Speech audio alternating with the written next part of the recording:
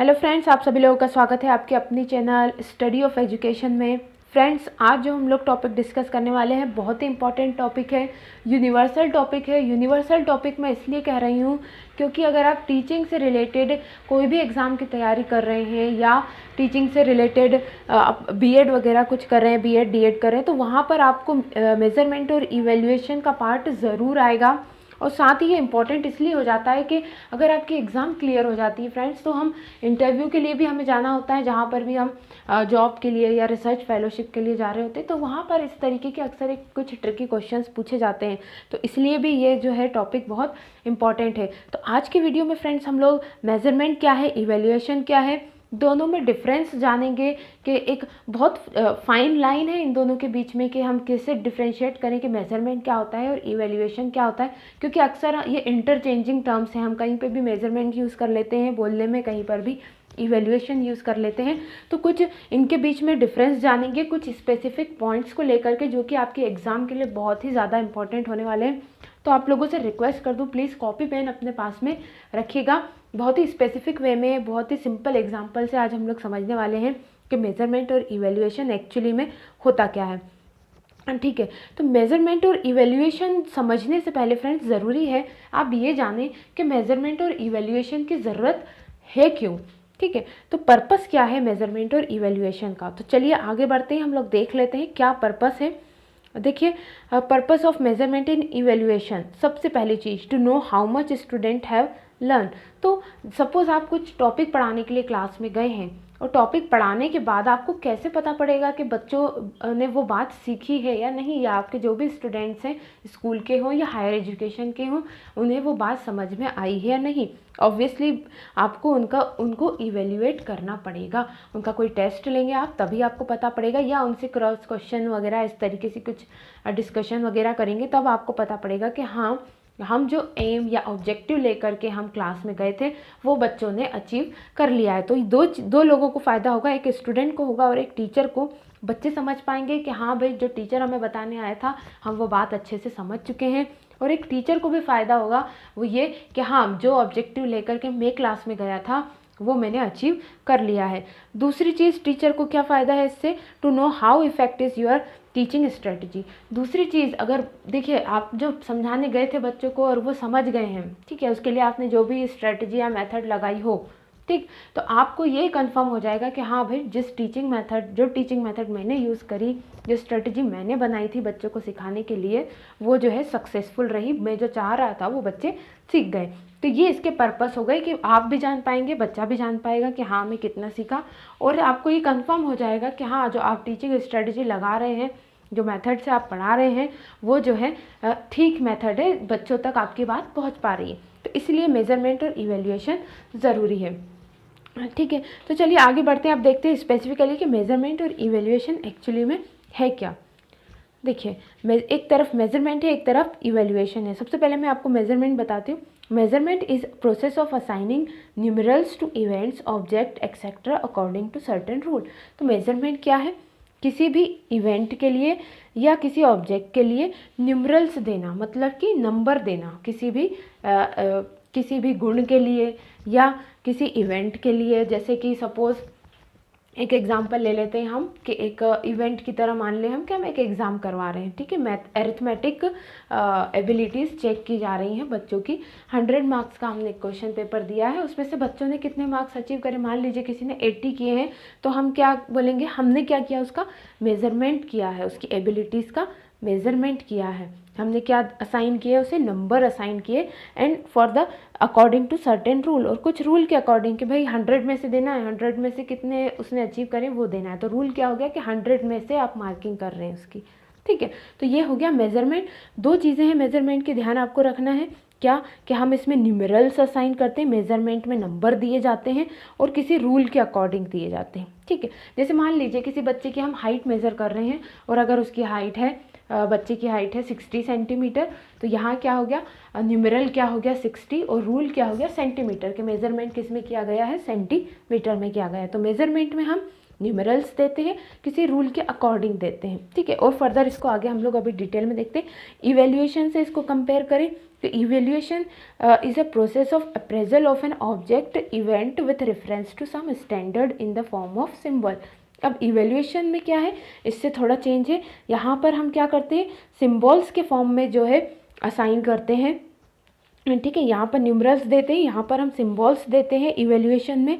और यहाँ पर रूल ना होकर के क्या होते हैं, कुछ सर्टेन स्टैंडर्ड्स होते हैं, उनको उनके अकॉर्डिंग जो है हम सिम्बॉल्स देते हैं। अब देखिए इसको मैं एक एग्जांपल में आपको समझाती हूँ। ये एग्जांपल है आप लोगों के सामने। देखिए ये क्वालिटी या एट्रीब्यूट है, किस गुण को आप मापना चाह रहे हैं या इवेल्युएट करना चाह रहे हैं, ठीक है, वो देखते हैं। ये हाइट ऑफ चाइल्ड को सबसे पहले हम डिस्कस करेंगे। तो देखिए हाइट ऑफ चाइल्ड जब हम मेज़र कर रहे हैं तो हम उसको कैसे लिखेंगे या कैसे असाइन करेंगे कि भाई एक बच्चे की हाइट कितनी है, 160 सेंटीमीटर है। तो यहाँ न्यूमरल क्या हो गया 160 और रूल क्या हो गया कि भाई सेंटीमीटर की स्केल पर हम इसको मेज़र कर रहे हैं। दैट्स इट, कि हमने बता दिया इस बच्चे की हाइट इतनी है, ठीक। पर जब हम इवेल्युएशन करेंगे तो इवेल्युएशन फ्रेंड्स किसी सर्टेन स्टैंडर्ड के अकॉर्डिंग होता है। स्टैंडर्ड से कहने का मतलब क्या है कि हमने कुछ सेक्शन बना लिए, उससे हम इस एक बच्चे की हमने जो स्टैंडर्ड क्रिएट कर रहे हैं उससे हम बच्चे की हाइट को कंपेयर करेंगे। For example suppose from 10 to 50 जो है, हमने मान लिया कि 10 to 50 सेंटीमीटर की हाइट शॉर्ट है, 50 to 120 मीटर की हाइट सेंटीमीटर की हाइट जो है एवरेज है, एंड 120 से 170 सेंटीमीटर तक की हाइट वाले लोगों को हम क्या कहेंगे, टॉल कहेंगे। तो ये जो स्टैंडर्ड स्केल हमने क्रिएट करी है शॉर्ट, एवरेज और टॉल की, उसके अकॉर्डिंग इस बच्चे की हाइट 160 सेंटीमीटर किस रेंज में आ रही है, टॉल की रेंज में आ रही है। तो हमने इवेल्युएट करके कंपेयर करके उसकी हाइट क्या बता दी है, टॉल बता दी। और यहाँ पर हम नंबर असाइन नहीं कर रहे हैं, हम स्टैंडर्ड के अकॉर्डिंग जो है उसको सिंबल दे रहे हैं कि हाँ भाई ये टॉल है, ये एवरेज है, ये शॉर्ट है। न्यूमरल का काम यहाँ पर नहीं है, ठीक है। होप आप लोग समझ पाए होंगे इस एग्जाम्पल को। नेक्स्ट है टाइपिंग स्पीड। सपोज एक टाइपिस्ट है, उसकी स्पीड कितनी है, तो हमने मेज़र करी, सिर्फ नापा कि भाई क्या स्पीड है इसकी, 30 वर्ड्स पर मिनट, ठीक है। पर अगर हमने जो स्टैंडर्ड बना रखे हैं, एक पर्टिकुलर टाइपिस्ट की स्पीड को अगर हम अपने स्टैंडर्ड से मेज़र करेंगे कि भाई बाकी के कंपैरिजन में जो हमने स्टैंडर्ड बना रखे हैं कि भाई मान लीजिए 20 to 50 सी ग्रेड है, 50 to 90 जो है बी ग्रेड है, एंड 90 to 150 जो है ए ग्रेड है। तो हमारे जो स्टैंडर्ड हमने बना रखे हैं उसके अकॉर्डिंग इनकी स्पीड किस ग्रेड में जा रही है, सी ग्रेड में जा रही है। होप आप लोग समझ पा रहे होंगे। मतलब मेजरमेंट में न्यूमरल्स को हम लोग सिंपली इस बच्चे की ये क्वालिटी है ये बता दिया हमने, और इवेल्युएशन में क्या करते हैं, हम स्टैंडर्ड से कंपेयर करके फिर उसको जो है सिम्बॉल्स देते हैं, ठीक है। जैसे कि आज की तारीख में होता है मार्कशीट वगैरह में, ए ग्रेड से पास हुए, बी ग्रेड से पास हुए, सी ग्रेड से पास हुए, वहाँ न्यूमरल असाइन नहीं किए जाते फाइनल रिजल्ट में, ठीक है। तो चलिए आगे बढ़ते हैं। होप आप लोग समझ पाए होंगे इस वीडियो को, इस एग्जाम्पल को, और प्लीज़ अगर पसंद आया हो तो प्लीज़ लाइक ज़रूर कीजिए फ्रेंड्स। चलिए आगे बढ़ते हैं। Measurement versus evaluation. अब कुछ की पॉइंट्स पर इन दोनों के बीच का डिफरेंस हम देख लेते हैं। Measurement is assignment of numeral according to rules. तो ये सबसे बेसिक इसमें डिफरेंस है। मेजरमेंट में न्यूमरल्स दिए जाते हैं according to some rules, and evaluation में हम क्या करते हैं, सिम्बॉल्स देते हैं अकॉर्डिंग टू सम स्टैंडर्ड्स, ठीक है। Now next है measurement is always concerned with certain attribute or feature of an object, example aptitude, intelligence and attitude, ठीक है। तो इसको ध्यान से थोड़ा सा सुने। मेजरमेंट हमेशा किससे कंसर्न करता है, कोई एक किसी पर्सनैलिटी के किसी फीचर से, ठीक है। जैसे कि सपोज एक स्टूडेंट का आप सिर्फ इंटेलिजेंस टेस्ट कर रहे हैं, ठीक है, उसकी होल पूरी पर्सनालिटी को आप मेज़र नहीं कर रहे हैं, उसके एक गुण को, एक एट्रीब्यूट को जो है आप मेज़र कर रहे हैं, ठीक है। तो वो क्या कहलाएगा, मेज़रमेंट, ठीक है। मेजरमेंट में क्या होता है, एक पर्टिकुलर क्वालिटी, एक पर्टिकुलर गुण को, एक खास गुण को आप जो है मेज़र कर रहे होते हैं, वो क्या कहलाता है, मेजरमेंट। जबकि इवेल्युएशन में ऐसा नहीं है। इवेल्युएशन में आप एक होल पर्सन की जितनी भी क्वालिटीज़ होती है उन सबको एक साथ मेज़र किया जाता है, वही क्या कहलाता है, इवेल्युएशन कहलाता है। और जैसा कि मैंने शुरुआत में बोला था, इवेल्युएशन एक ब्रॉड टर्म है, इसके अंदर मेजरमेंट आता है, ठीक है। तो देखिए यहाँ पर evaluation is always concern with whole person, mean it deal with the cognitive, affective and psychomotor domain of a learner. तो इवेल्युएशन जो है, जो 3 डोमेन होते हैं किसी भी इंसान के जिससे उसकी पर्सनालिटी कंप्लीट होती है, कौन से? कॉग्निटिव, दिमागी, साइकोमोटर और अफेक्टिव जो बिहेवियर वाली होती है, ठीक है। इन सब से मिलकर एक पर्सन बना होता है। तो ये तीनों डोमेन को जो है वो टेस्ट करते हैं हम, तो वो क्या कहलाता है? इवेल्युएशन कहलाता है। समझ पा रहे हैं आप मेरी बात को? अब देखिए, अगर आप कॉग्निटिव डोमेन को जो है मेज़र कर इवेल्युएट करने जाएंगे तो ऑब्वियस सी बात है कि दिमागी चीज़ है, तो आप बच्चों का टेस्ट लेंगे, है ना, कुछ एक्टिविटी करवाएंगे, उस एक्टिविटी पर आप उन्हें नंबर देंगे। तो इवेल्युएशन करने की जब प्रोसेस होती है तो उसमें मेज़रमेंट आता ही आता है। तो इवेल्युएशन एक ब्रॉड टर्म है, इवेल्युएशन का पार्ट है एक मेज़रमेंट, ठीक है। बिना मेज़रमेंट के आप इवेल्युएशन नहीं कर पाएंगे। पर दोनों में डिफरेंस आप समझ पाए? मेज़रमेंट में हम क्या करते हैं? न्यूमेरल देते हैं। इवेल्युएशन में हम पूरी पर्सनैलिटी को जो है इवेल्युएट करके सिम्बॉल्स देते हैं, ठीक है। चलिए आगे बढ़ते हैं। हम लोग मेज़रमेंट वर्सेस इवेल्युएशन में, measurement is a quantitative process. जैसा मैंने बताया अभी आपको कि हम क्या करते हैं? न्यूमरल्स असाइन करते हैं, तो ये कैसी है? क्वांटिटेटिव प्रोसेस है। और इवेल्युएशन क्या है? इवेल्युएशन का ही पार्ट मेज़रमेंट भी है, ठीक है। तो इवेल्युएशन क्वालिटेटिव भी है और क्वांटिटेटिव प्रोसेस भी है, ठीक है। जैसे कि आज आपने सुना होगा CCE, कंटिन्यूस कॉम्प्रहेंसिव इवेल्युएशन, जो छोटे बच्चों आजकल फिर 1 to 5th तक में हो गया है। पहले हमारे 10th तक आ रहा था, 10th क्लास तक होता था स्कूल में, अब उसको हटा दिया गया है।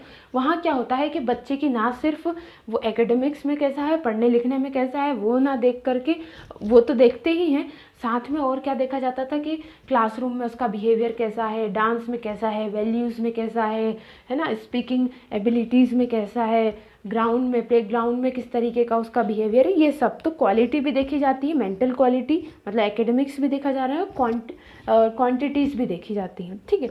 चलिए, तो नेक्स्ट है इसका, measurement is a formal process. कैसी प्रोसेस है? फॉर्मल मतलब औपचारिक, जो स्कूल सिटिंग या कॉलेज सिटिंग में होती है। जैसे कि आपका एग्ज़ाम लिया जा रहा है किसी सब्जेक्ट का, तो वो क्या हो गया? मेज़रमेंट किया जा रहा है उस सब्जेक्ट का, उस सब्जेक्ट से रिलेटेड कितनी एबिलिटीज़ है आप में, ये मेज़र किया जा रहा है। तो बिल्कुल फॉर्मल सेटिंग में होगा ये। आप जा कर के एग्ज़ाम हॉल में बैठेंगे, पेपर्स डिस्ट्रीब्यूट होंगे, आप वहाँ लिखेंगे, टाइम लिमिट होगी, तो बिल्कुल फॉर्मल सेटअप है, औपचारिक जिसको कहते हैं, ठीक है। जबकि इवेल्युएशन क्या है? इनफॉर्मल प्रोसेस है। इनफॉर्मल प्रोसेस क्यों है? जैसा कि हमने बोला कि इवेल्युएशन में हम क्या करते हैं? पूरे बच्चे की होल पर्सनालिटी को मेज़र करते हैं, है ना। मेजरमेंट में तो सिर्फ आपको एक एट्रीब्यूट को, जैसे अभी मैंने एग्जांपल दिया, एक सब्जेक्ट का पेपर दे रहे हैं तो उसी सब्जेक्ट की एबिलिटीज़ आपकी टेस्ट की जा रही हैं। पर इवेल्युएशन में ऐसा नहीं है। इवेल्युएशन में आप सब कुछ मेज़र करते हैं, बच्चों का सब कुछ इवेल्युएशन, सारी हर एक एट्रीब्यूट का इवेल्युएशन होता है उसमें। तो क्या होता है वहाँ पर? क्लास के अंदर तो बच्चा ऑब्जर्वेशन में है ही है, क्लास के बाहर, है ना, कॉरिडोर में किस तरीके से बिहेव कर रहा है, प्लेग्राउंड में कैसा है, टिफ़िन शेयरिंग में कैसा है, ये सारी चीज़ें उसमें इन्वॉल्व हो जाती हैं। तो इवेल्युएशन क्या है? इनफॉर्मल भी है, टीचर आपको क्लास में भी ऑब्जर्व कर रही है, और कहीं ग्राउंड में आप कुछ कर रहे हैं, आपको जाते हुए में देख लिया तब भी आपको ऑब्जर्व कर रही है। तो पूरे समय आपका इवेल्युएशन जारी है, ठीक है। नेक्स्ट है, it is plan and objective nature. ये प्लान्ड होती है और ऑब्जेक्टिव होती है नेचर में। कौन? मेजरमेंट। तो एग्ज़ाम है, प्लान रहता है, भाई इतने से इतनी बजे होगा, ये पेपर होगा, इतने मार्क्स का होगा, ठीक है। पासिंग क्राइटेरिया फिक्स है, फेल क्राइटेरिया फिक्स है, ठीक। तो ये क्या हो गया? प्लान्ड हो गया और ऑब्जेक्टिव हो गया। जबकि इवेल्युएशन क्या है? It is a continuous process, जो मैंने आपको बताया लगातार चलती रहेगी प्रोसेस। और कैसी नेचर की? सब्जेक्टिव नेचर की है ये, ठीक है। तो होप आप लोग समझ पाए होंगे मेजरमेंट और इवेल्युएशन को। मेजरमेंट सिंपली क्या है? नंबर्स असाइन करना अकॉर्डिंग टू रूल्स। और इवेल्युएशन क्या है? आपको सिंबल्स असाइन करना अकॉर्डिंग टू सम स्टैंडर्ड्स। तो होप आप लोग पसंद आया होगा वीडियो। फ्रेंड्स, पसंद आया हो तो प्लीज़ लाइक ज़रूर कीजिएगा। जल्दी मिलते हैं नेक्स्ट वीडियो में, तब तक के लिए best of luck and good bye.